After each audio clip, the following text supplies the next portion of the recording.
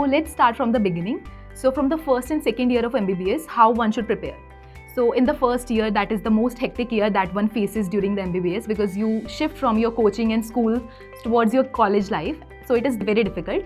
But in the initial years, don't forget your textbooks. It is very important to read the textbooks because it formulates your basic concepts. It strengthens your concepts for the whole of the MBBS and whole of the subjects, like clinical subjects also. The foundation is very much necessary.